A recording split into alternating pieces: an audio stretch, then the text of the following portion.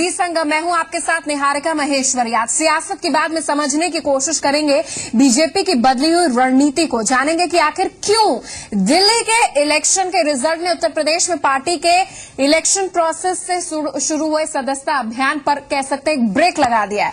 अब क्यों सदस्यों का वेरिफिकेशन किए बगैर बीजेपी सदस्यता को पक्का नहीं करने वाली है। अब तक सबके लिए दरवाजा खोलने वाली बीजेपी को क्या दिल्ली के नतीजों ने रणनीति बदलने पर मजबूर किया है।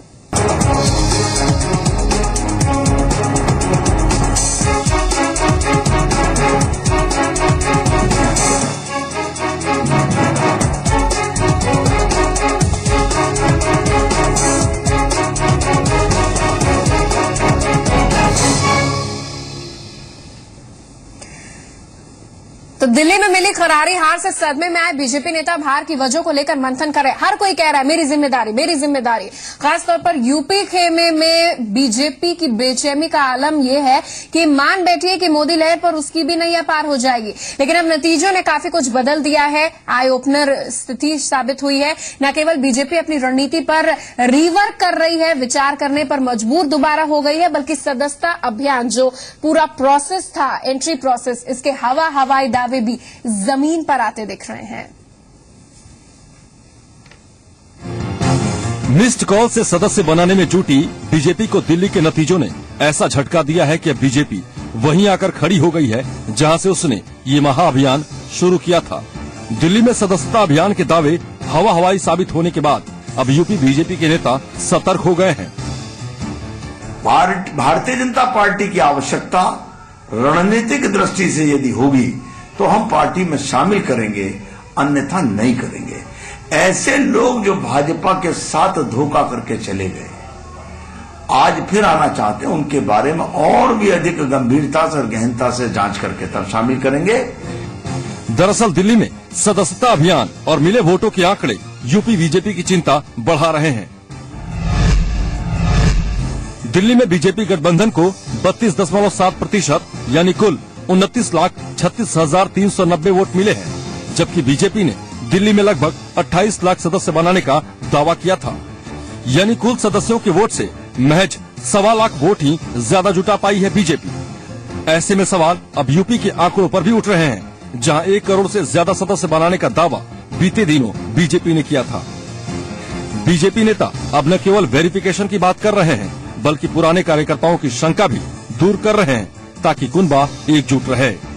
चल रहा सदस्यता अभियान में 31 मार्च को खत्म होने के बाद अप्रैल मई में सत्यापन का काम होगा। हम घर घर जाएंगे और ठीक कार्यकर्ता को एक सदस्यता का कार्ड देंगे। दुनिया की सबसे बड़ी राजनीतिक पार्टी बनने में जुटी बीजेपी को दिल्ली चुनाव ने आईना दिखाया है, जिसके बाद अब बीजेपी न केवल अपने बड़बोले नेताओं पर लगाम कसने की तैयारी में है, बल्कि ये भी सुनिश्चित करने की कोशिश हो रही है कि सदस्यता अभियान के नाम पर बेजा हवाबाजी न हो। लखनऊ से विवेक तिवारी के साथ ब्यूरो रिपोर्ट, जी मीडिया।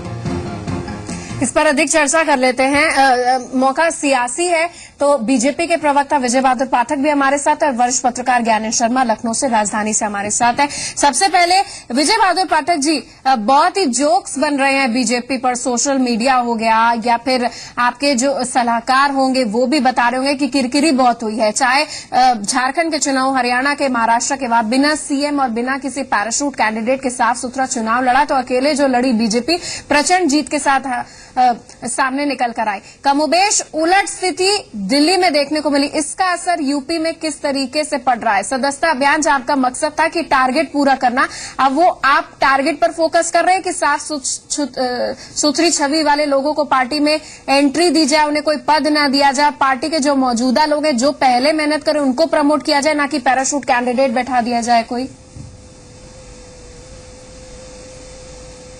देखिए निहारिका जी, जो आपने सवाल किया ये बात तो सही है कि दिल्ली में पार्टी की हार हुई है, और दिल्ली में यदि पार्टी की हार हुई है तो सोशल मीडिया पर अगर हमारे बारे में कमेंट हो रहे हैं तो ठीक है, हम उसको सकारात्मक ढंग से लेते हैं कि कैसे आगे हम चीजें ठीक करेंगे।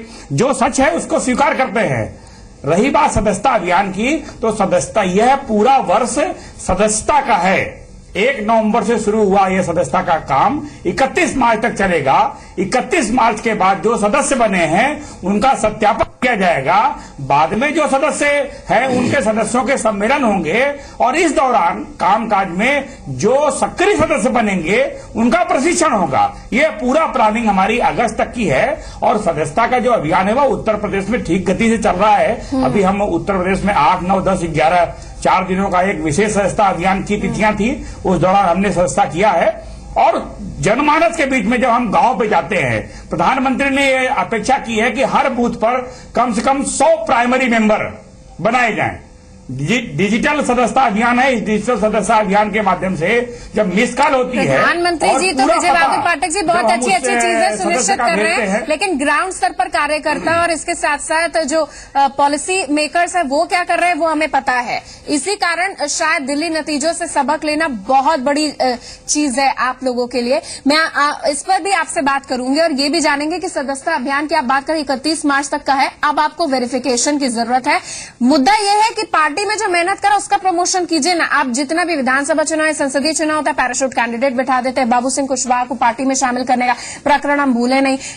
संसदीय चुनाव में भी बाहर थोक से आप कैंडिडेट लेकर आए, इससे कार्यकर्ताओं का मनोबल गिरता है। जो कार्यकर्ताओं की जीत का श्रेय देते हैं नरेंद्र मोदी जब वो जीतते हैं, लेकिन हार का ठीकरा सिर्फ नरेंद्र मोदी के सर फोड़ा जाता है, मोदी की पार्टी के सर पर फोड़ा जाता है। ज्ञानेंद्र जी हमारे साथ है। ज्ञानेंद्र जी, एक सेटबैक पर है बीजेपी, खासतौर पर अगर सदस्यता अभियान एक काफी चैलेंजिंग आया, जो एक टारगेट पूरा करने का एक जरिया भर रह गया था। बीजेपी को किन किन मुद्दों पर अब ध्यान रखना रहेगा? चाहे सदस्यता अभियान की बात करो, और इनसाइड प्रमोशन ज्यादा बेटर है या बाहर से पैराशूट कैंडिडेट लाकर बाकी लोगों को डिमोरलाइज करना? निहारिका, ये बात बहुत स्पष्ट है कि कोई भी मुकाबला, कोई भी लड़ाई, कोई भी युद्ध संख्या बल पर नहीं, नैतिक बल पर जीता जाता है। संख्या बल तो बहुत सारा आपके पास पहले से था। बीजेपी के पास क्या कार्यकर्ताओं की कमी है? बीजेपी के पास सैकड़ों हजारों कार्यकर्ता हैं। आरएसएस की और दूसरे उसके संघ परिवार के दूसरे आनुषंगिक संगठन तमाम जो संघ परिवार के हैं, उनके हजारों हजार अनुशासित और डेडिकेटेड वर्कर्स पहले से हैं आपके पास। तो आपके पास संख्या बल की कोई कमी नहीं, लेकिन नैतिक बल कितना है जरा इस पे गौर करिए। जब भाजपा का एक कार्यकर्ता बीजेपी के मुख्यालय के दरवाजे के अंदर नहीं घुस पाता, बाहर से खिड़की से झांक कर देखता है तो कभी अमित शाह जी किरण बेदी को माला पहना रहे होते हैं, कभी कृष्णा तीरथ को माला पहना रहे होते हैं, कभी शाजिया इल्मी को माला पहना रहे होते हैं, कभी बिन्नी साहब को माला पहना रहे थे, और उसको अंदर घुसने को नहीं मिलता। तो वो ये देखता है कि हम इतने साल से हमें आप मेंबर भी बना रहे हैं, हम जिंदाबाद का नारा लगा लगा के गला हमारा बैठ गया, जुकाम की और गले की दवाई खानी पड़ती है, और जब मौका आता है कुर्सी देने की, माला देने की, तो आप दूसरों को माला दे देते हैं। तो ये आम कार्यकर्ता का नैतिक बल टूटने की बात है। नैतिक बल अगर नहीं होगा तो कोई बड़ी से बड़ी फौज, देखिए अफगानिस्तान में क्या हुआ, रूस से लेके अमेरिका तक लोगों ने पूरी फौजें लगा दी, लेकिन अफगानिस्तान के लोगों का बल, नैतिक बल नहीं तोड़ पाए। संख्या बल से कुछ नहीं होने वाला है। दूसरी बात आप ये भी समझ लीजिए कि जो सदस्य आप बना रहे हैं वो सदस्य किस बात पे बन रहे हैं?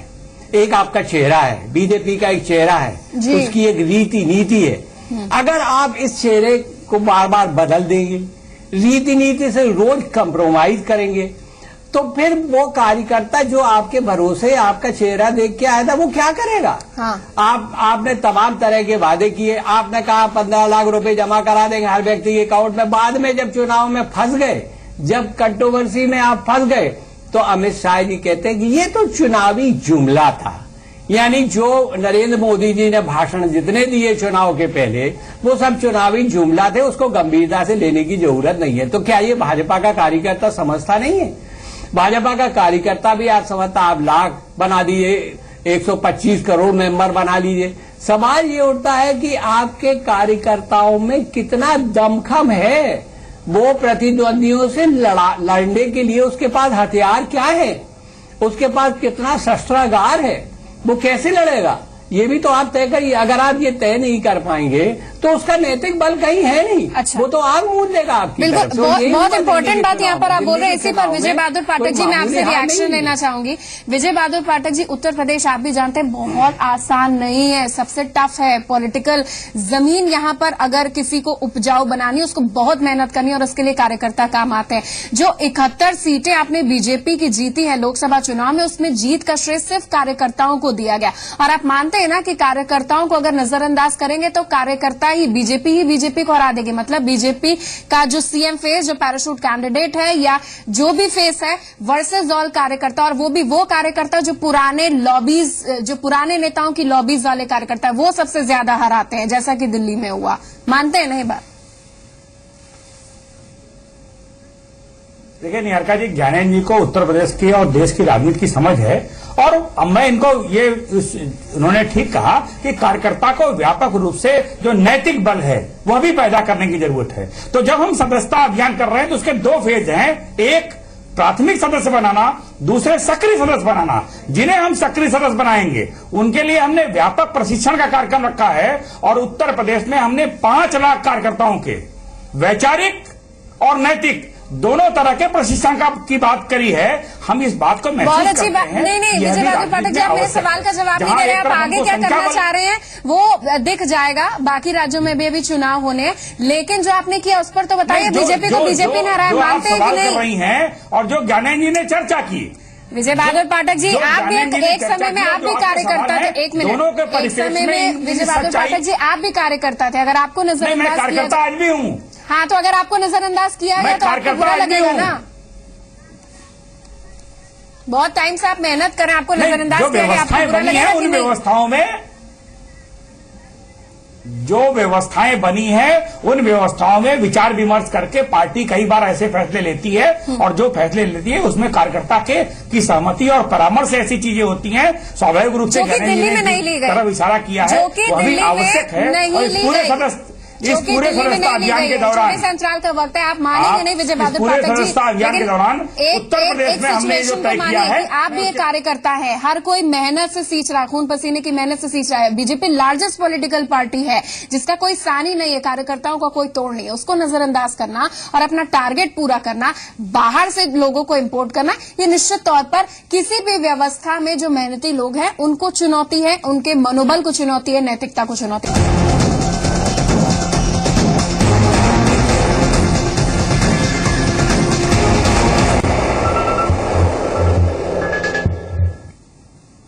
दिल्ली में जो असर देखने को मिला है, क्योंकि जिस तरीके से प्रधानमंत्री ने बोला कि देश का मन दिल्ली का मन है, और दिल्ली का दिल गया ऐसी पॉलिटिकल पार्टी को जिसका उदय ही आंदोलन की नींव पर, आंदोलन की कब्र पर जो पॉलिटिकल पार्टी का उदय हुआ था। लेकिन सबसे पुरानी ट्रेडिशनल पार्टी जिसने लोकसभा चुनाव और 3 राज्यों के विधानसभा चुनाव में अच्छी जीत हासिल करी थी, उसकी उम्मीदें पानी पानी हुई है। तमाम राजनीतिक विश्लेषण इसका हो रहा है, सोशल मीडिया पर तमाम कमेंट्स तो नहीं लेकिन मजाक जरूर उड़ रहा है, और सारा ठीकरा मोदी शाह पर फोड़ा जा रहा है। इस पर विस्तार से हम चर्चा कर रहे थे। बीजेपी को उत्तर प्रदेश में किस तरीके से सबक लेने की जरूरत है, कैसे अपनी नीति को रिवाइज और रिवाइव किया जाएगा, ज्ञानेंद्र जी बताइए।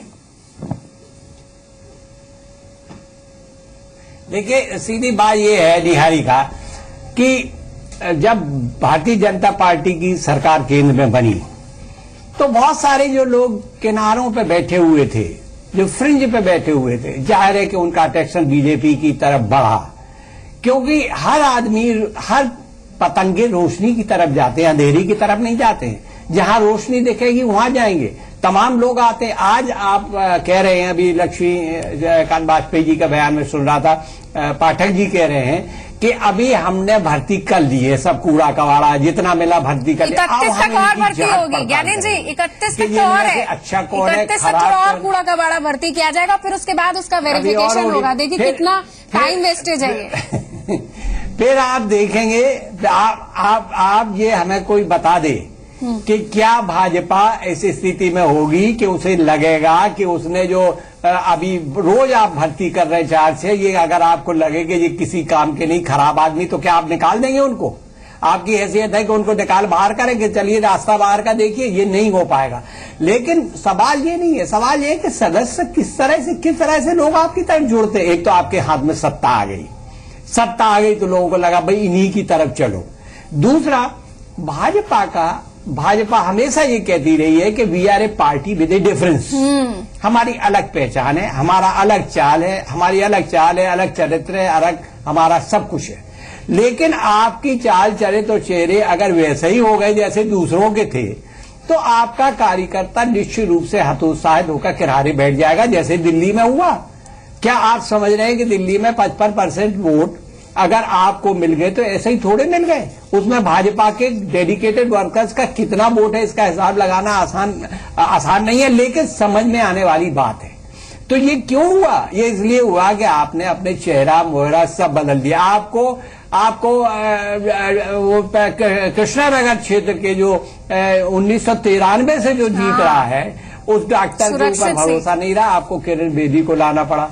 किरण बेदी को आप ले आए और ये माना जाता था कि उससे इसलिए किरण बेदी को लाया गया कि चलो एक हमारा मुख्यमंत्री का कैंडिडेट है वो हारे ना, वो भी हार गया। तमाम लोग आपके एक के बाद एक हारते चले गए इसलिए कि आपने अपनी आइडेंटिटी खो दी, आपने अपनी पहचान खो दी। कितने साल से हम सुन रहे हैं कि बीजेपी इस बात की मांग उठाती रही। जब तक कांग्रेस सरकार दिल्ली में थी एक मांग उठती थी कि दिल्ली को पूर्ण राज्य का दर्जा दीजिए, दिल्ली पुलिस राज्य के हवाले करिए। ये मांग हर चुनाव घोषणा पत्र में बीजेपी ने करी, लेकिन जब सत्ता में आ गए, जब सत्ता की गंध आई तो ये सारे वादे सारे नारे भूल गए, सारी मांगे भूल गए। आपने दिल्ली को राज्य का दर्जा देने की बात भुला दी, आपके विजन डॉक्यूमेंट से वो गायब हो गया। तो आप देखिए अभी ज्ञानेंद्र जी अब तो आगे और टेस्ट होगा कि बीजेपी दिल्ली बॉर्डर में जो राज्य है खासतौर पर हरियाणा किस तरीके से कोऑपरेट करता है, केंद्र सरकार किस तरीके से कोऑपरेट करती है। बिकॉज अरविंद केजरीवाल की जो छवि, हालांकि एक अपडेटेड अच्छे वर्जन के साथ अरविंद केजरीवाल आ रहे हैं, लेकिन अगर मांगे पूरी नहीं हुई या सपोर्ट नहीं हुआ तो वो जाने जाते हैं अपने धरने के लिए। और 9 महीने का जो अहंकार है और थोड़ा सा पॉलिसीज जिस तरीके से होनी चाहिए, नरेंद्र मोदी का मौन रहना, कुछ विवादित बयान उनके पार्टी के नेताओं का देना, ये तमाम चीजें बीजेपी को कह सकते हैं कमल को खिलने से रोक दिया। खासतौर पर यूपी और बिहार के बाइपोल के रिजल्ट तो सबसे बड़ा एक सबक था। विजय बहादुर पाठक जी, मैं आपसे जानना चाहूंगी कि आपको लग रहा है कि दिल्ली आप लोग के लिए एक सबक लेकर आएगा? आप यही तो ये कह दीजिए नेशनल टेलीविजन पे कि हाँ हमने सबक लिया और हम क्या कुछ अच्छा करने जा रहे हैं, हम छवि बरकरार रखेंगे, हमारा चेहरा मोहरा तो वही है लेकिन चाल चरित्र जो बदली है उसको हम बरकरार रखेंगे जो पहले थी। निहारिका जी, जब आपने बहस प्रारंभ की तभी मैंने कहा कि जो सच्चाई है उस सच्चाई को हम सच की तरह से देखते हैं और परिणाम जो भी आए हैं उनके सबक होते हैं। दिल्ली के परिणाम भी जो आए हैं उनके जो सबक हैं उनको सकारात्मक ढंग से लेते हुए कैसे संगठन के विस्तार की चर्चा होगी, कैसे हम काम खड़ा करेंगे, इस तरफ हम सोच रहे हैं। ऐसा नहीं है कि हम उसको नहीं देख रहे हैं। जो घटनाएं घटित हुई हैं हमको बेहतर परिणाम क्या था थी, अगर बेहतर परिणाम नहीं हुए उसके कारण क्या थे, हमको अपने काम में क्या सुधार करने हैं। हमने कहा कि हम पॉजिटिव वे से इसको लेते हैं और जो दिल्ली के परिणाम आए हैं उसका सकारात्मक कैसे उपयोग हो सकता है, वहां जो चीजें रह गई हैं उसको लेकर विस्तार से चर्चा करके और आगे वो चीजें ना हो और ठीक करते हुए हम आगे। उत्तर प्रदेश में अभी 2 साल का समय है, 2017 में यहाँ चुनाव होने हैं। उत्तर प्रदेश में भारतीय जनता पार्टी की सरकार बने, इसके लिए पार्टी का कार्यकर्ता अथक प्रयास करेगा। उसके साथ तारतम्य बनाते हुए सदस्यता को लेकर के जहां तक सवाल है तो सदस्यता अभियान के दौरान ही जब कामकाज हो रहा है तो जब हम 3.5 करोड़ वोट उत्तर प्रदेश में मिले थे और हम 1.5 से 2 करोड़ उत्तर प्रदेश में सदस्य बनाने का लक्ष्य रखे हैं। विजय बहादुर पाठक जी जब आप अध्यक्ष जी से मिलिएगा, चाहे प्रदेश के अध्यक्ष हो या पार्टी के अध्यक्ष हो, ये बात जरूर कह दीजिएगा कि BJP party with the difference और वो डिफरेंस को एस्टैब्लिश करने की जरूरत है, ना कि ग्राफ की तरह वो बदलते जाइए। नहीं तो लॉ ऑफ डिमिनिशिंग रिटर्न आपने पढ़ा होगा ना कि एक ऊंचाई के बाद सीधे गिरना ही होता है, फिर गिरने के बाद जो ऊपर उठता है। और आप जो 2017 के विधानसभा चुनाव की बात करें, उत्तर प्रदेश में इस तरीके के हालात आप लोग ने बना दिए कि पहले ही चुनाव हो जाए। तो उम्मीद यह है कि आप वो घर वापसी का मुद्दा, पीके का विरोध, धर्म वाले एस्पेक्ट को ना लेकर विकास के एजेंडे पर जिस तरीके से नियत नीति नेतृत्व को लेकर आप लोग आ गए उस पर काम करें। अंतिम सवाल ज्ञानेंद्र जी आपसे, उत्तर प्रदेश में बीजेपी को अब कितनी मेहनत करनी है बताइए? देखिए, उत्तर प्रदेश में बीजेपी को अलग ढंग से अपनी इमेज प्रोजेक्ट करनी पड़ेगी। उत्तर प्रदेश में बड़ा अनुकूल माहौल इनको मिलेगा क्योंकि एंटी इनकम्बेंसी फैक्टर इनको बहुत मददगार साबित हो सकता। लेकिन एक बात बीजेपी को ध्यान में रखना होगी कि आप अगर गौर करें कि 2014 के लोकसभा चुनाव में आपकी सबसे बड़ी जीत कहां हुई थी? आपकी सबसे बड़ी जीत पश्चिम उत्तर प्रदेश में हुई थी। पश्चिमी उत्तर प्रदेश में आपको सबसे ज्यादा वोट मिला था और इसलिए मिला था कि वहां मुजफ्फरनगर कांड हुआ था, कई सांप्रदायिक दंगे हुए थे, माहौल दूसरा हो गया था। अगर बीजेपी चाहती है कि एक धार्मिक ध्रुवीकरण के आधार से हटकर उसे चुनाव लड़ना है, चुनाव जीतना है, तो उसे नई रणनीति बनानी होगी। उसे बहुत सारे पैबंदों को देखना पड़ेगा जो इस सत्तारूढ़ पार्टी में नजर आ रहे हैं जगह जगह। उसे लॉ एंड ऑर्डर पर ध्यान केंद्रित करना पड़ेगा। अगर वो नहीं करेगी, अगर एक नए ढंग से एक चार्टर बनाना पड़ेगा बीजेपी को, क्योंकि ये बात सही है कि देखिए बसपा की जिस तरह से दुर्गति हुई है कई इलेक्शन में, तो अब सपा की मेन चैलेंजर भाजपा ही होने वाली है अगले इलेक्शन में। कांग्रेस किनारे लग गई, बसपा की भी बहुत बुरी हालत है। अब हालांकि असेंबली इलेक्शन में बसपा सुधरेगी, लेकिन मेन चैलेंजर जो अभी दिख रहा है वो बीजेपी है। तो बीजेपी को अपना हिसाब किताब, अपना दामन बिल्कुल साफ करके रखना पड़ेगा। ये अंधाधुंध भर्ती करने से काम नहीं चलेगा। जो आपके टेस्टेड वर्कर्स हैं, जो आपके अनुशासित कैडर है, जो आपकी बिल्कुल ज्ञानेश जी, जो टेस्टेड है वो बेस्टेड है। बीजेपी को हर चुनाव से पहले बहुत ही दिलचस्प तरीके से ब्रेकिंग न्यूज देने में बहुत ही खुशी होती है कि बहुत सी पार्टियों के विधायक सांसद हमारे संपर्क में, हम ये करेंगे, हम वो करेंगे, लेकिन जो करना है उम्मीद है वो करें, तभी न्यूज को वो अच्छी तरीके से ब्रेक कर पाएंगे, वरना इसी तरीके की फजीहत होती पड़ेगी। एक विजय रथ रुके ना, बीजेपी के कार्यकर्ताओं का यही प्रयास है, लेकिन उनको उपेक्षा उनकी ना किया जाए।